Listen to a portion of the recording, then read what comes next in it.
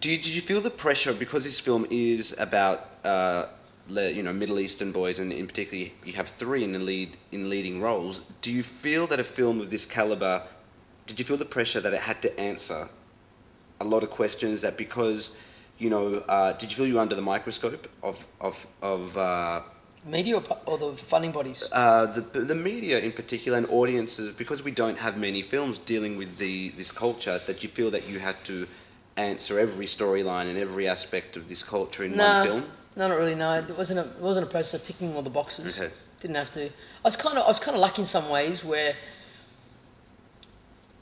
the story in itself was engaging, was interesting. Because I remember I always used to ask people, were you engaged when you're reading this film?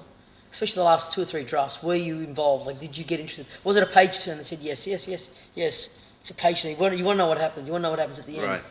Having said that, the end, people were in two minds about having Tariq killed off at the end. Why did you decide to kill him in the end? Who told you that? Who told you that? I just remember being on set and people saying that he shouldn't. We should be shooting an alternative ending, and he shouldn't die, and he should get the girl, and all. Never. Never come across me. Never. There's never an option. No. I mean, people would say, "Oh, when we get the edit room, we have an option and stuff." And like, if that was the case, well, then tell me you solve those problems in script development, because you don't want to solve it in the. It's expensive to shoot extra scenes, it's expensive to edit it.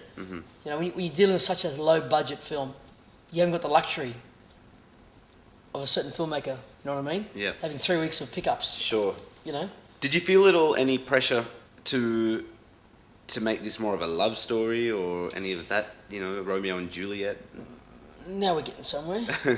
Yes, I was. That was a big issue for probably draft 4 to draft 6, polish 10, constantly. Why couldn't the romance be as strong as the other story? So like boy on the wrong side of the tracks meets the east-west thing, which is it's there, but I didn't want it to be the front and center. I didn't want it to be in the background.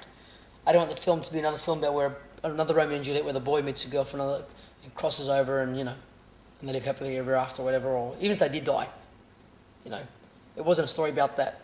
That aspect was a part of that character's life. It's one of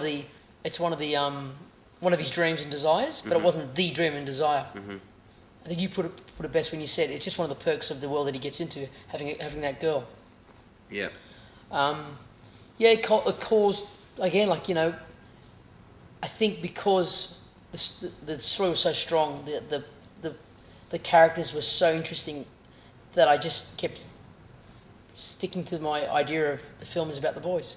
In fact, Cronulla Riots helped me a lot, because when Cronulla Riots happened, the focus and the energy went back to about Middle Eastern boys, Middle Eastern community, Middle Eastern life and who they are. So I said, I used that as bullets straight away. I went, there you go. People want to know about these kids. They don't want to know about a romance. It's not a film about romance. Mind you, if you want for a genre, it's got elements of everything in there. So it was really hard. People would say, "What can you turn into a thriller?" And that was another aspect as well. I went, "Well, in thriller, you don't develop character anymore. It's just about action, plots, and it's not a film about that. It's more about social commentary about these kids." Yeah.